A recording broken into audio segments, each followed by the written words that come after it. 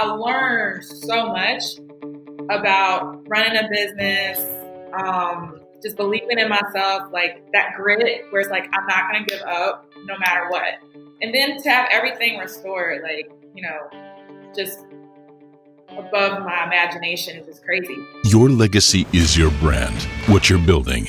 We want to inspire a generation of entrepreneurs to fearlessly create things that matter, with a community that supports, motivates, and guides them towards victory as they take on the giants standing in their way. This is the Battle Ready Brands podcast. The economy is constantly changing. Today's brands need a battle strategy that is tested and proven to help them win. Suit up. It's time to get battle ready. And here are your hosts, Matt Kretzman and Brad Parnell. So cool to have Leah on and for her to share some of her experiences with us. I know, it's so much fun. She's quite a personality. She's learned a lot, and she's always vulnerable. Whenever we talk to her, and just giving us the inside track and helping people benefit from her mistakes. Yeah. So I think there were a couple of things that really stuck out to me that I think you guys, as you listen to this episode, are really going to appreciate. She said, ideas come to you for a reason. Keep them. Maybe don't act on all of them, but be sure to write them down. So one thing that Leah said that she does that I loved was that she has a vision notebook. And when ideas do come to her, and they do come for a reason, which we'll unpack in a second, but she remembers them by writing them down. Or she'll talk to a secretary who will then put that down for her and categorize and file that. So another thing that I really like, and I say a lot of, probably because I'm the typical entrepreneur that does this, is the ready, fire, aim approach. Yes. Because honestly, in today's economy, like, who has time to sit in a room and plan for weeks and months and launch something? Because by the time that you've launched something, when you spend that much time planning, guess what? Your competitors are already 10 steps ahead of you. They failed 5 times and pivoted 5 times and have already learned from their mistakes to be ahead of you when you're just now launching at that starting point. Wow. So I think it's important to it's okay to go ready, fire, aim, because guess what? The market is what's going to be telling us, which kind of Leah told us, right? Yes. You've got to take ideas to the market, let them tell you what's working, not working, and then pivot and adjust accordingly. Absolutely. Because by the time that you figured it out in your own head, it's like, it's already too late. Yeah. So don't be afraid to get out there and ready, fire, and then aim. Yes. So you guys are going to love this episode. It's great. Leah talks about, what keeps her going, and certainly it's her faith, but also the people that she's serving through her business. So we know that you're going to get encouraged through this episode. It's a lot of fun. So good. We laugh a lot. And so if you guys have any comments or feedback, be sure to send us an email or hit us up, and we'll answer your questions and maybe, use some of the content that we get on future episodes. So enjoy the episode with Leah Frazier. Hey, this is Matt and Brad. We're here with Leah Frazier over in Dallas on the Battle Ready Brands podcast. Leah, thanks so much for joining us today. Thanks for having me. You got it. Yeah. So all of you guys that are joining us, that Battle Ready Brands, what we do here is we bring on high performing individuals that are entrepreneurs that have gone through some gritty startup stories. So we're super excited to unpack some of the stories that you have for us, Leah, and really helping other entrepreneurs that are either going through a similar situation or you will go through a similar situation, because it's not a matter of if, but when. But when. When, yeah. Yeah, when you face those battles. Yeah, exactly. Wait, we got music for that. Don't worry. Hold on. Yeah. There you go. Did you feel it? I felt it. I know. I felt it a little bit. Cool. Yeah. So while we get started, why don't we just jump right in? Like, Leah, talk to us about, not so much childhood, but we won't go that far. This isn't a therapy session. But I wasn't cool back then, so I don't want to. Yeah. Pretty much not cool now, but definitely cool back then. Yeah. So how did you get? What are you doing right now? What are you most excited about? Oh, there's so much I'm excited about. Well, I don't want to say I'm no longer an attorney. You'll always have your JD because I'm still paying for it. But left law to do fashion, which then morphed into media and being a journalist and doing TV, into, well, people need to know how to get on TV, to let me just start my own agency. And now Think 3 Media has been in existence for a while. And I'm so excited because we get to help businesses. It was small businesses and entrepreneurs, and then I figured out a lot of startups are like super broke. And so, like, to be honest, or like the one thing they don't budget for is marketing. So, you know, we're blessed to be able to have a lot of work outsourced to us from larger entities. And so that's been fun. And my journalist career has kind of taken this weird path where I'm doing a lot of red carpet interviews. I was just asked to come out to Brooklyn in August to cover Afro Punk, which I'm so excited about. And nice. Yeah, so I'm just kind of creating my own way of life. It doesn't make sense for everybody else, but I'm having a blast. And so, yeah. And now you said something that was really interesting that I think is really important, especially for our listeners. You talk about, like, you know, you started your agency and then you came to realize most startups are broke. And that. Wait, most startups are broke? Yeah, that's true. Yeah. Yeah, I think that's an appropriate place for scary music. There you go. That's very scary. It's true. That's just part of the horror stories of startups. But talk to me about, there's so many ways we could go with this. Like, at what point would you recommend a startup to start, you know, doing digital marketing through an agency? What can they do themselves to kind of, you know, get some of that revenue in the door? Like, help them out.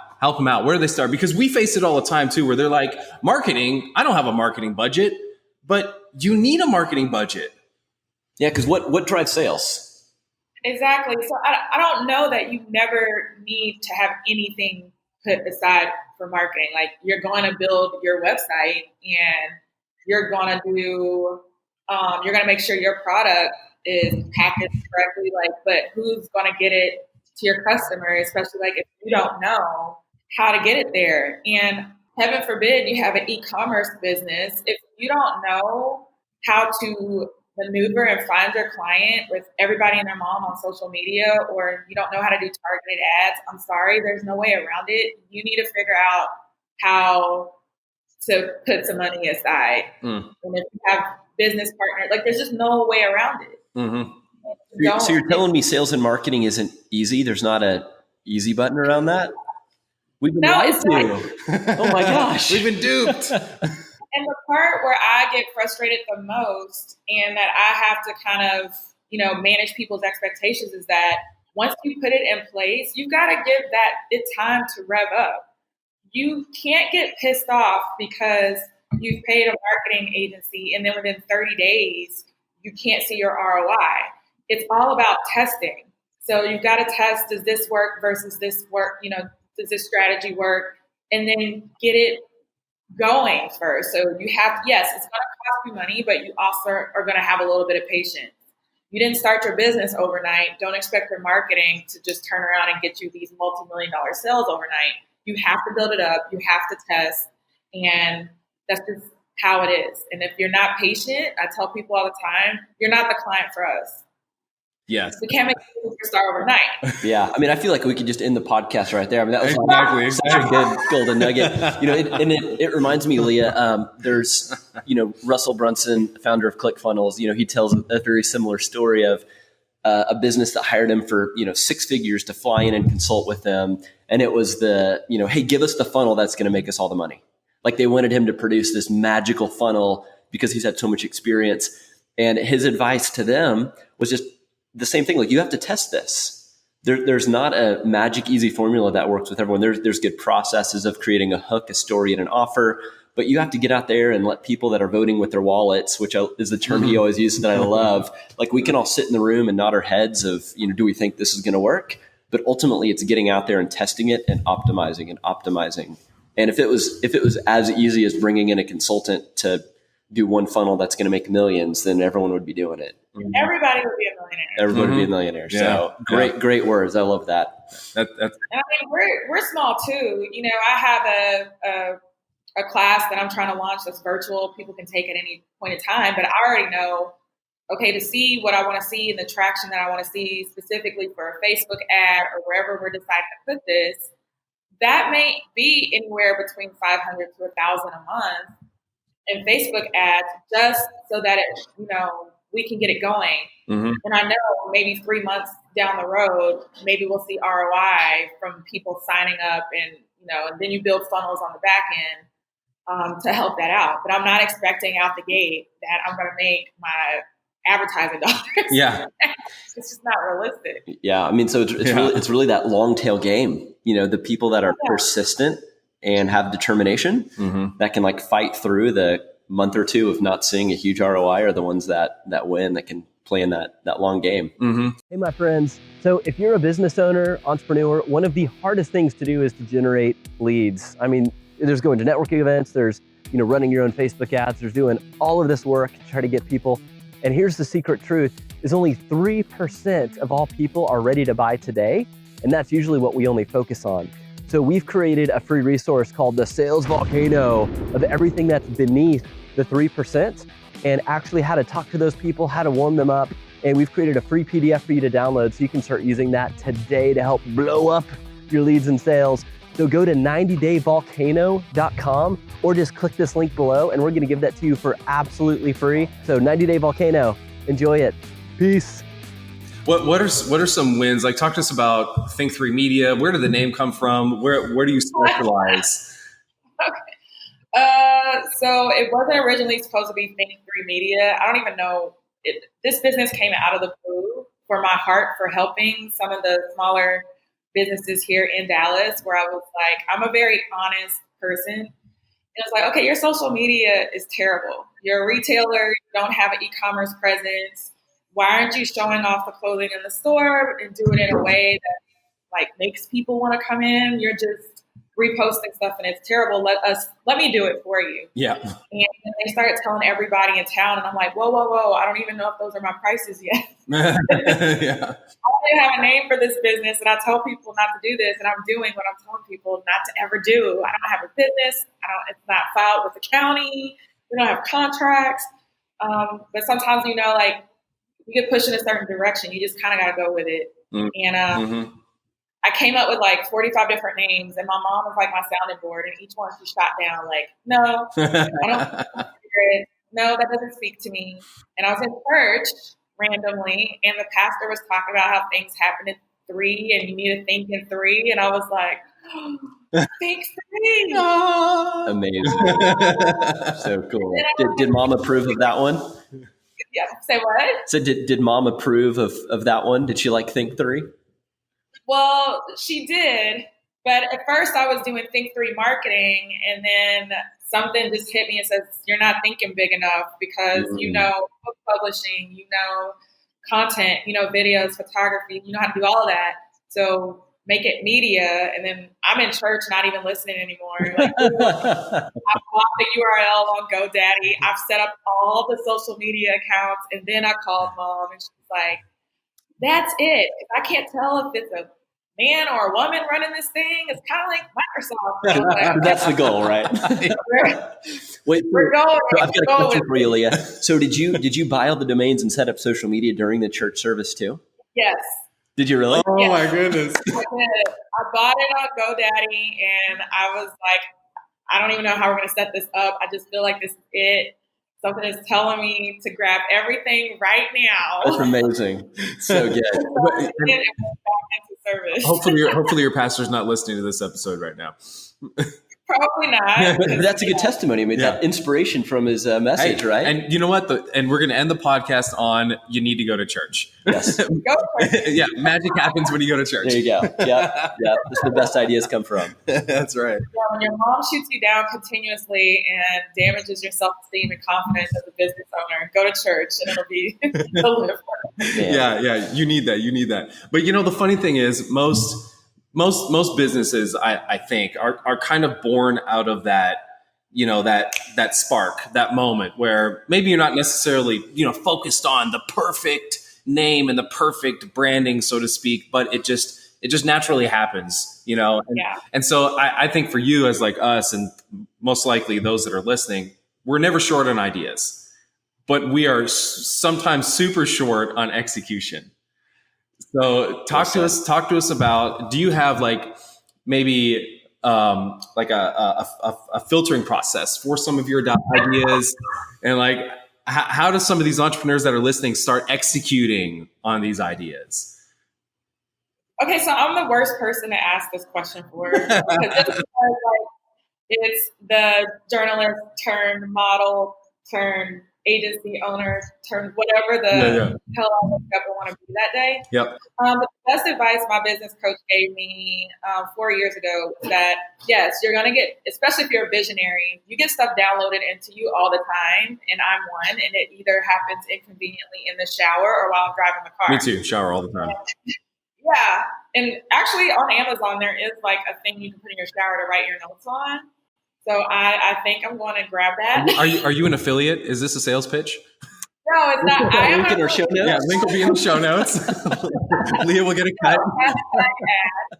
But no, so I get downloaded into all the time. But the thing that she told me is that like make a vision folder, because it's coming to you for a reason. Write it down, but that does not mean that you have to execute it at that moment. So if you're working on a project, finish that project out and then come back to it and then funnel it in that way, instead of, oh my God, I got an idea for a book, so I got to start my book right now, when you should be finishing your online course and maybe then going into your book. But write it down so you don't forget, and then come back to it. So that's how I do it. I have a vision folder and journal. So So you sound like kind of a serial entrepreneur, like high performing person. So I'm curious, and I love this question. I like to ask about like note taking. What is your go-to tool for organizing notes? I am so old school. I have to handwrite everything, but I have amazing assistants who then take that and they transcribe it all out and organize it into daily like to-dos or reminders. That's pretty neat. Because, yeah. Do you just hand them notebooks and they digitize it all? They digitize it, or they're actually in the meeting themselves, or I'm just talking at them and they compile it all for me and make it digital into files and all that stuff. But I have to write everything. Yeah. Everything. Like I have notebooks everywhere. I have like, wow. This is just like 1 out of like 50. Man. 1 out of 50. Yeah, and I'm looking at in my backpack here. I've got like. You know, I've tried that approach with my children, and I talk my ideas to them, and then they just roll their eyes and walk away. So I think I might need new assistants or something. You need to send me their contact info. Yeah, here's another plug. I feel like a virtual assistant company is about to. I know, come right? up here. Yeah, we'll put it in the notes. I was told to try to do Evernote, but there's something about Big Brother and sync into the cloud and my personal like baby that I just can't, it scares me. So I am that non-techie entrepreneur that's afraid of technology to a certain extent. You know, what I do love about Evernote though, my Evernote, I've been using it for years. It's a total mess. But the one saving grace with Evernote is that I can just put in any search words. Oh yeah. Search on there is amazing. Search is amazing. And it just pulls it up, you know, from a picture or anything else. What? You mean like going through all these pages to find that one little... Yeah. I mean, that's efficient. I'm sure it's efficient for you. Yeah. But it's neat though, because this isn't a plug for Evernote. Well, it is. It is. But the fact that you can, take a picture, it can like do high contrast and actually go and index even handwritten notes. If you write the word, business on there and you type in business and search, it'll find your handwritten note that says business. Yep. So here's what we're going to do. We're going to record an episode in the future. So you're going to have to keep coming back to the podcast, but we're going to record in the future with an expert note taker. That's a great idea. We're going to find somebody who is a organizational ninja. Yep. And so be on the lookout for that episode. That's great. It's going to be good. I'm excited about that. I know. But we're here. We're now. So, okay. So hey guys, so if you're wanting to grow your business online, you need an online sales funnel that converts visitors into leads and then into customers without having to be an expert digital marketer or techno geek. ClickFunnels has helped us grow our business and our clients' businesses too. And that's how 95,000 other entrepreneurs are building their business online. To date, over $4 billion has been processed through ClickFunnels, and you need to get a piece of that action.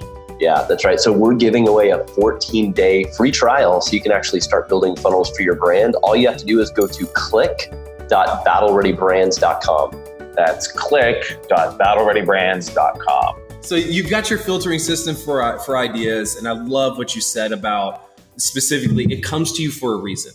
And I think sometimes we miss that. We miss the fact that sometimes in the moments of inspiration, and we're people of faith here in this room, so we believe that maybe God gives you those ideas for a reason to help somebody down the road.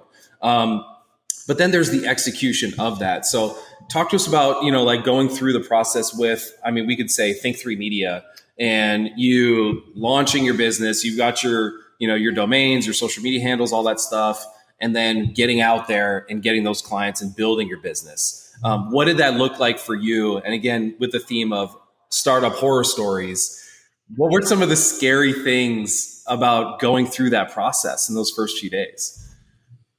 I think one of the best things that was ever told to me was to start before you're ready. So clearly I started before I had anything built, which made me look terrible as an attorney and as someone in the startup community that was speaking and doing all this stuff, that I started without any foundation whatsoever. But I think that actually helped me in the long run, because we just kind of launched. It was like, oh, we see a need, we can help, boom, let us do it. The problem with that, though, was that there was no internal structure on pricing. Like, we didn't have enough time to research to figure out, like, if we spend this many hours, what does that look like? And so we were just kind of scrambling. And that whole thing about maybe everybody is not your client really hurt the business the second year around, because we were spending more hours doing things for this nominal price versus basing our pricing on, hours, but the value we're giving you. So it shouldn't just be an hourly thing. It should be, we're giving you amazing value, and that's why it should cost X. And I didn't price that way, and literally almost put myself out of business. I was that entrepreneur that was selling all my stuff off to stay afloat and to be able to pay people, because I didn't do that in the beginning. And it was really, really bad. Really, really bad. Kind of reminds me of that Mike Tyson quote. You guys know where I'm going with this? Nope. You heard the one? Everyone has a strategy until you're punched in the face. Yeah. So it's like you can sit in the room and build the strategy you want, but until like business comes and punches you in the face. Just like that. There you go. Punch in the face. Yep. That was me. Down goes Frazier. That's good. Frazier was down. I was like, okay, we got to make this work. Everybody's not your client. And it's okay to put out in the universe that I want to work with this particular client at this level, because I don't think we were designed with purpose to struggle. Like, God did not give us our gifts so we could be out here struggling. He made us that we could be abundant. Yeah. And to be abundant, to give to other people. Like, you have to survive, and you're not supposed to be on the struggle bus the whole time. Period. That's good. So it's okay. It's okay to price yourself at a certain level because you feel like that's what you're worth. Yeah. That's okay. And how much of that is really mental? Where maybe there's some obstacles you've got to you've got to get over up here first before you get into the marketplace, or as you're in the marketplace, taking a step back, reflecting, working through that. Why don't I feel like I'm able to charge this much, or I'm able to work with this client? Is it my lack of experience, or is it just really obstacles up here? And I'm sure you've had to overcome them too.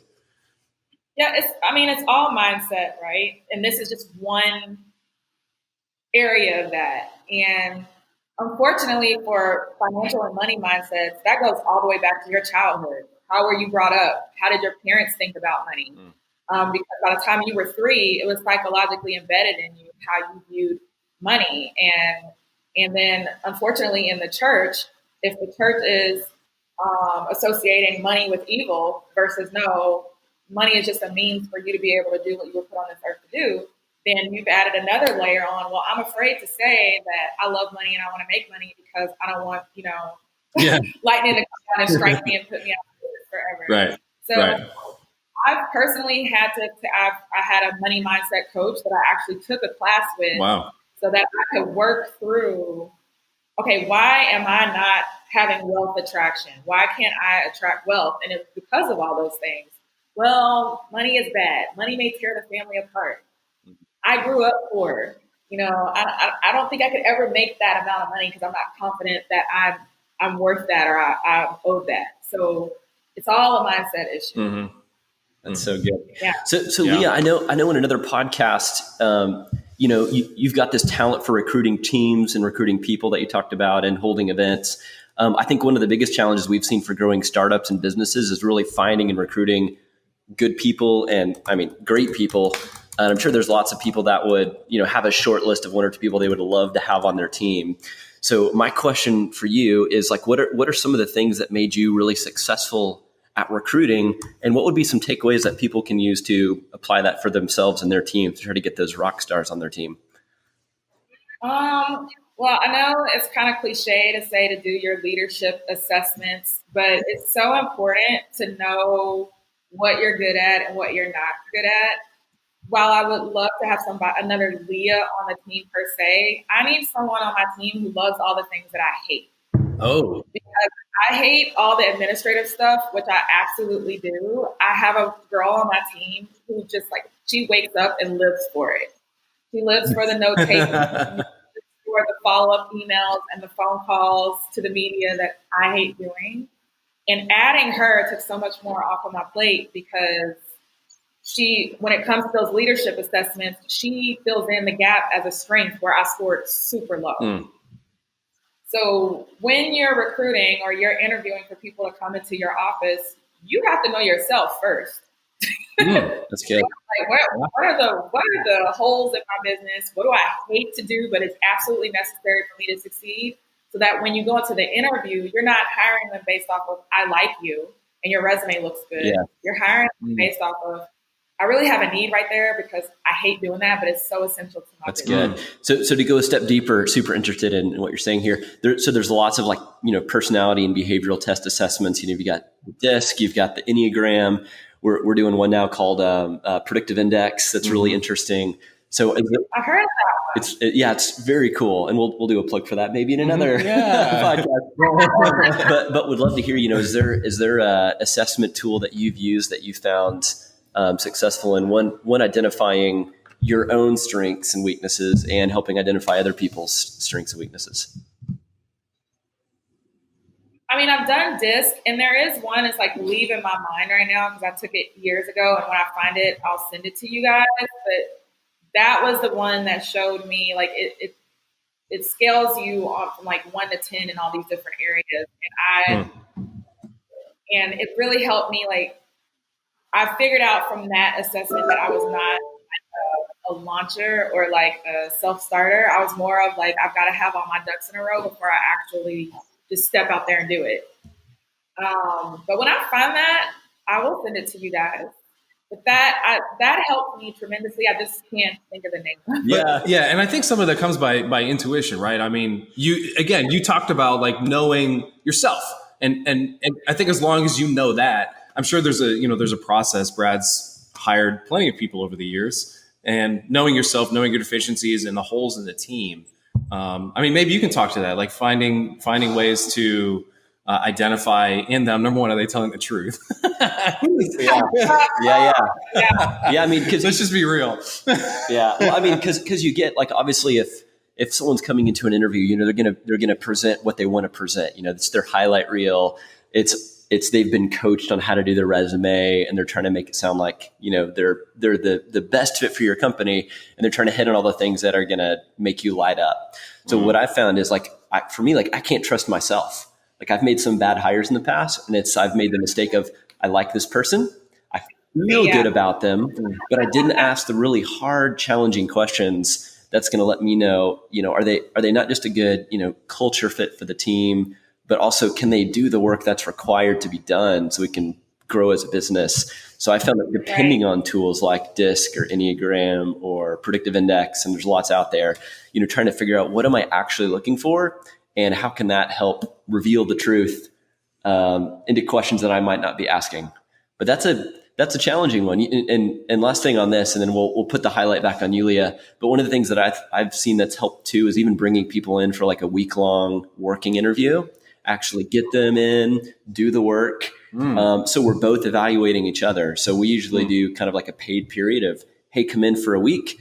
If they already have a job, sometimes you have to be a little creative, but figuring out a way where they can interface with your team so you see culture and you can see skill and how that relationship happens. Because it's just like dating, you're not going to sit across the room for one date and then, slide across a paper that says, hey, let's get married. I think this first date went awesome. And then let's see if it works out. That's laughing.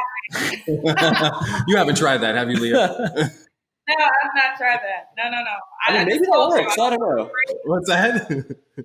I'm afraid to just jump in there. That was my leadership assessment. So I would never just jump into, no, that's scary. Yeah. And in all truthfulness, I mean, Brad and I did that when, he was looking at bringing me on board. He was looking for some free work for a week. So, he gave me a shot. Is that how it works? But it was good. It was good for me to see the inside of the company, get to know Brad a little bit and like dip your toe in the water. Like, hey, let's go on a date for a week and get to know one another. We like this. And let's put a ring. You like it, put a ring on it. Yep. Now we're doing Spartan races together. And I know, right? Doing podcasts. Bromance thing. Yes, that's right. Good bromance. Battle Ready Brands Tribe, we are privileged to have Darren and Kirsten here, co-founders of Cloverleaf. If you are building a team or have a team, this is an essential piece of software that you guys need to start implementing right away. And we're so privileged to have them here with us to explain why this is crucial to you building your Battle Ready brand. We started this company a couple of years ago because we had an awesome experience working on a team with a great culture. And with that, we were able to produce so much more than we ever thought we were capable of. And a lot of people have that experience, an amazing team, one time only if you're lucky. And so with Cloverleaf, we've put a lot of psychology, data, and calculus together to be able to expose what is it that makes a team great. And so we help you recreate that magical team experience that everybody longs to have. Come on to our product and get started. Whether you're a team of one, it's just you, or you're a team of multiple hundreds, we've got really easy ways for you to get started. Just come to cloverleaf.me and get started. And special for our Battle Ready Brands listeners, we have a code to get 30% off. You just type in Battle Ready 30 when you check out.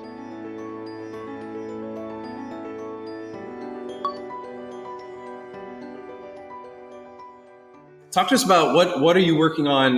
Like, what are you working on in the future? What's kind of some big things that are coming up? I know you did a book. When was the book? Was that last fall? Last May. Last May. Yeah, last May. I'm currently compiling to work on a second book. Oh. But then again, as we talked about, ideas downloading. There's a project that I'm working on that I'm really trying. It's documentary focused for some historical things that have happened here in Dallas in the fashion industry. So we're really trying to get that going so that we can present it February for Black History Month. And it's going to be amazing if we can pull it off. And we will. I have so much faith that we will. That's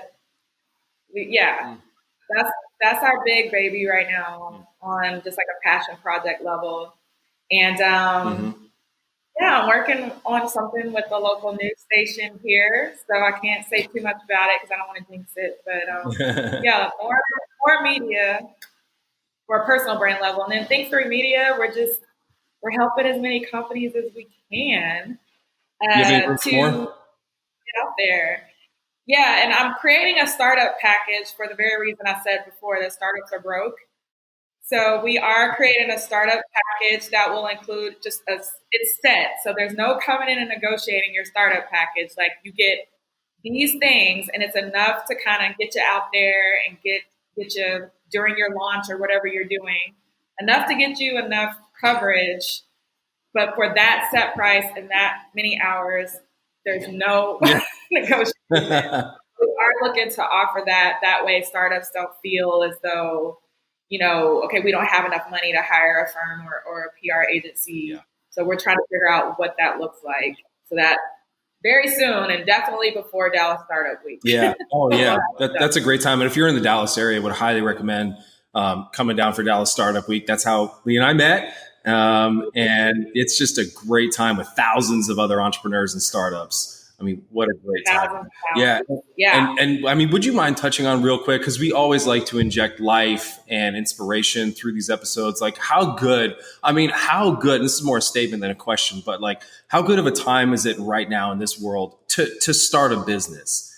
I mean, than previous decades. We have so much. Like in the palm of the internet. Yeah, like even in the palm of our hand. Social media, where anybody can be a star. I mean, you can buy a domain at a church service.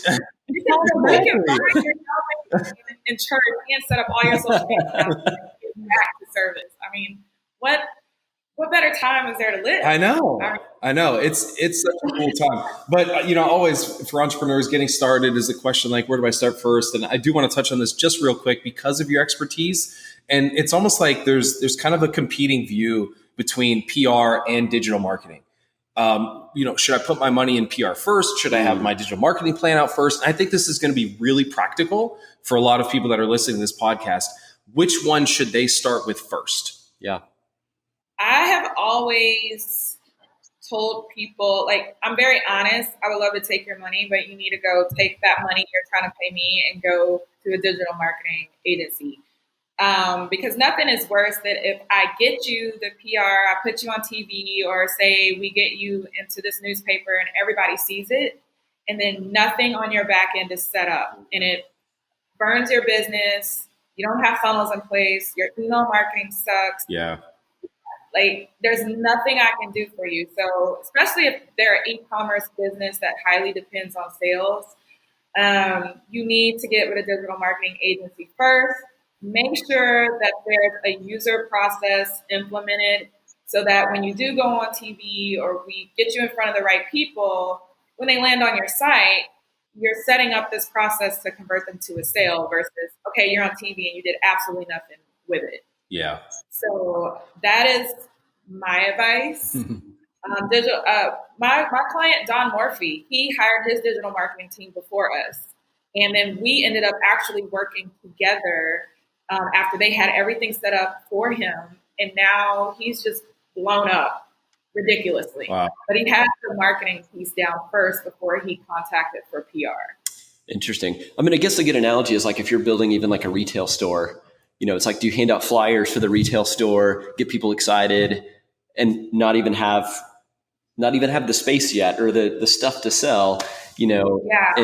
And I think we need to think about it the same way. I think sometimes in digital, we think too much about like, oh, it's just digital, like things can change fast, but unless you have that foundation and core, I think that makes a lot of sense. And for startups out there too, or if you're thinking about starting a business, having that core foundation, if you're going to be, sounds like PR is kind of like putting that spotlight on your business. But if you don't have that core foundation, it's like you could have all the traffic in the world, but there's no offer, there's no trust, there's no funnel. Yes.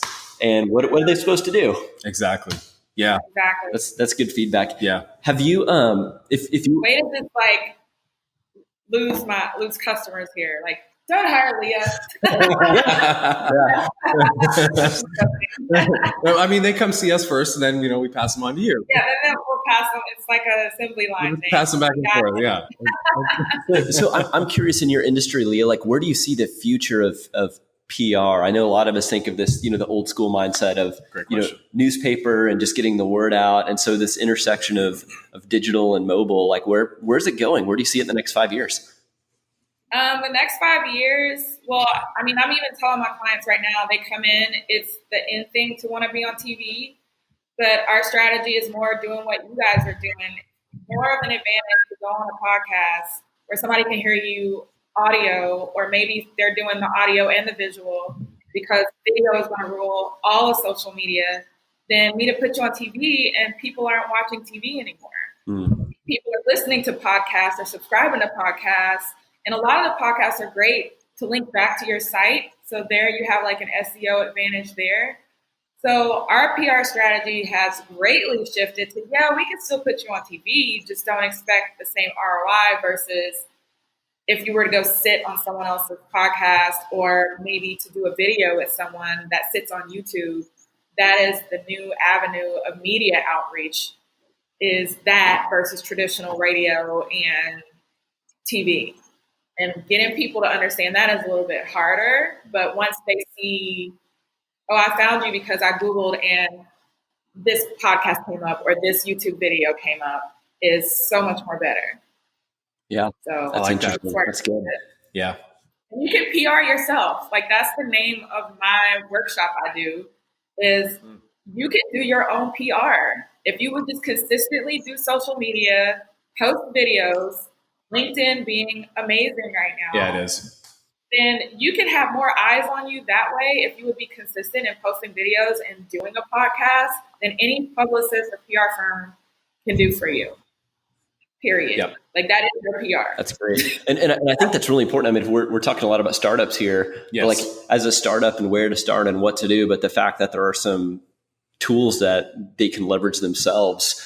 And I think we have this old mindset of PR is, you have to go through this process and you have to be on TV and you have to spend these ridiculous amounts of money.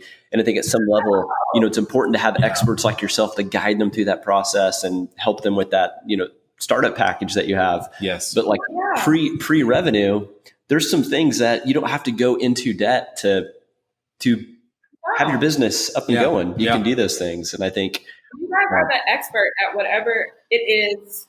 Like, I don't know tech. I don't know the fancy advanced digital marketing. So, I mean, I spoke for free last week at an event and did the whole PR yourself and possibly walked away with like 5 new leads. That is a level of PR. You're out there in the community. You have all eyes on you, and then you can translate that into clients and sales and more eyes on your website and your business. So you just have to be creative with your business and putting yourself out there versus I'm going to pay, such and such PR firm $10,000 a month. Yeah. It's crazy. And that's crazy. And that's your going rate for your startup package, right? 10 grand a month. That's what we can expect. Special podcast discount. Use code Battle Ready Brands for 10% off. That is so funny. That's good. So Leah, what has been the most challenging part of, after you got Think 3 Media going and you've started kind of the ready, fire, aim technique of just starting, what's been a specific challenge that you faced and how did you overcome that challenge? I think the whole growing the team and knowing when to grow and the whole scaling thing, I'm still not very good at that. It's scary because I was a solopreneur for so long and I made a vow to keep my business super, super, super small. And unfortunately that wasn't in the plans. And I just kept getting pushed to grow it. And I'm like, I don't even know what that looks like. So I had to go and network with a lot of people and say, how did you do this? Only to find out everybody else was in the same boat as me. Yeah. But if I didn't grow it, then my clients would have been at a disadvantage because I'm only one person and I can't do everything. So not growing almost put me out of business as well, like just as bad. And nothing is worse than you having the fear that somebody's going to go on Facebook or Google and leave you a bad review. Oh, yeah. Yep. Because you weren't able to deliver and it's like, well, if it was just you, like it was, a year or so ago, I totally could have did all those things. But now it's just me and I'm having to bring this in. Now we have overhead and an office and people, it's a nightmare. It keeps you up at night. Yeah. So you're still on that journey. And I think that's important to know. A lot of times people think, any like entrepreneur or business owner, has it figured out and they don't struggle with these things. But the fact is like, it's lonely at the top of the organization, when it feels like, no one else has these same problems. But I think you pointed out a good fact, like in reality, everyone is dealing with the same thing. And I think especially for startups, it can be very lonely to figure out, hey, I'm dealing with the first time. And that's kind of the point of this podcast, is to showcase these horror stories are unfortunately normal, right? It's the roller coaster. Yep. And it goes up and it goes down. And the name of the game is just that persistence and that fight to, keep things going. If you have that mission and you have that drive and you believe you're affecting change, then don't give up, and I think that's so cool to hear your story of, the ready, fire, aim, and you're just keeping on going and going and going. And especially in the digital world, like we have to keep reinventing ourselves. Things change so fast and so often. If you're in the digital space or providing any sort of professional service, I dare to say even product based, like you always have to be changing with the market. And if you just want to be set in your ways and feel like you can push a button and money's coming in, you're in for a rude awakening, because the new economy does not work that way. Doesn't work out. We've seen it. We've got some stories we could tell, but I mean, save that for another podcast. Save that for another episode. It's the truth. Well, I feel like I said, I've made my mistakes. I mean, I told you guys, I went into my business. I used all my life savings. I was in the process of buying a home. I was an attorney. So, I mean, I made really good money. And I stopped the process to use the money for the house to start my own business. Wow. And then once you get in there and you're feeling like it's God led, and then I hit rock bottom and lost everything to the point to where okay, do I sleep here or do I sleep in my car? But I have to pay my people, or I'm selling everything off. And how am I supposed to be this business owner? And I'm ashamed because it's not working. But I'm telling everybody that, God told me this is what I'm supposed to do. Wow. But the process was so important because kind of down there at the bottom, I realized even while I'm here and I'm looking around and everything's completely empty, I'm so happy right now.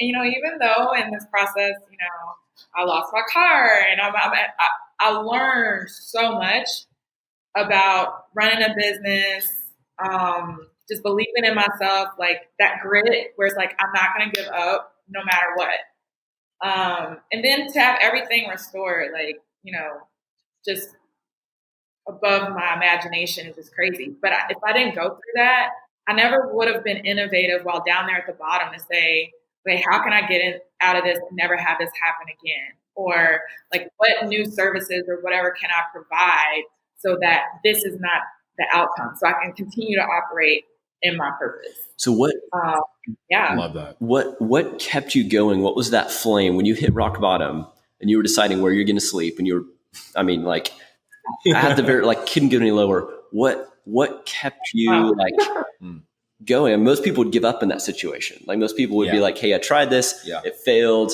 I'm done. I'm just going to go get a job." Yeah. What kept you going? It was definitely faith played a huge part in that. I mean, like I said, once you're down there at the bottom, it's nothing but you and God to talk to be like. But then I realized too, I've always realized that it was part of the journey. So I journal a lot. So I always tell entrepreneurs, you got to start writing stuff down. I started to get into a habit of writing 3 things that I was grateful for.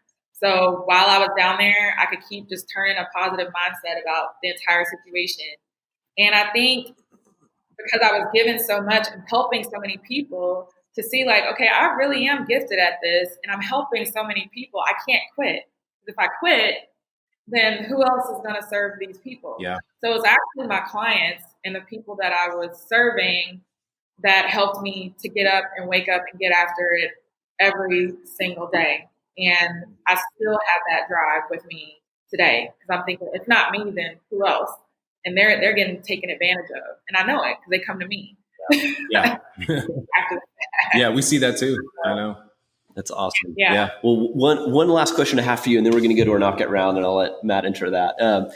So as far as, where you get inspiration from, obviously you've got a lot of stuff with faith. What's maybe a book that you've read either recently or one of your favorite books that's kind of inspired you or helped you in the way that you think and the way that you do business?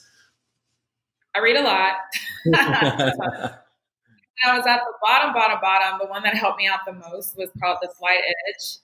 And The Slight Edge just kind of talks about you only really need to take one small action per day towards your goal. And it's kind of like compound interest. If you do it every single day, then you're just going to go up this trajectory, right? Yes. Versus everybody else that wakes up and says, oh, I'll do that tomorrow. I'll do that tomorrow. So the people that are in the top percent, no matter what, still take that small step because it's compounding over time, and they're the most successful. They're the ones that reach their goals versus the people that say, well, I'm going to go to the bar today and drink with my friends, rather recording that video you were supposed to put out. And then they're just kind of coasting like this through life. Yes. And when I read that book, I was like, okay, I can do this. I made sure every day, no matter where I was, rock bottom, I was doing one small step per day towards the goal or towards the business. So that book was amazing. That's awesome. I love that. Yes. So good. There's a quote that came to mind. I was just pulling up my notes because I've been trying to live off this, and it goes hand in hand with that. And it's goals don't determine success. Systems determine success. Yes, systems. So it's like you have to have this goal, but if you just wake up every day and say, this is my goal, it's all about like, well, what are you doing every day? What's that 1% change you're going to make that's going to help you achieve that goal? And I think a lot of entrepreneurs, including myself, sometimes we get, kind of this blurred vision of like have this huge, that BHAG, the big, hairy, audacious goal, but we don't have a system to get us there. And we think, man, if we just grind, like one day we're going to wake up with, a bank full of money and a office full of people. And it's like, don't work that way. Yeah. It sure doesn't. Yeah, exactly. Grind does not work that way. Yeah, it's habits, right? The power of habits. What you do on a consistent basis is what determines long-term results. Yeah, that's it. That's a good book too, Matt. The Power of Habit. That's a really good book too. It's good. We'll have to put those in our show notes. I know. We'll get some good. Yeah, we got a lot of resources and materials for you guys. That's good. Well, cool. All right, so it's time for our favorite part of the show, called the Battle Ready Brands Knockout Round. Knockout round. Here we go.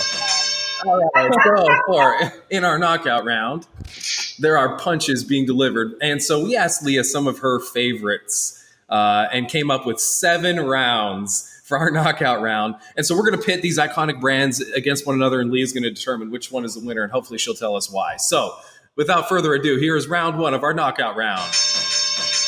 Round number 1, Nick and Sam's, Bangkok, or Smokey John's. If you had to pick one. Oh, Smokey John's for sure. Smokey John's, all right, with the punch. Why Smokey John's? Because it's barbecue, it's southern fried, it's mac and cheese, potato salad. Oh gosh. It's getting hungry. I know, getting hungry. It's only 10:45. Nice. All right. Round number 2.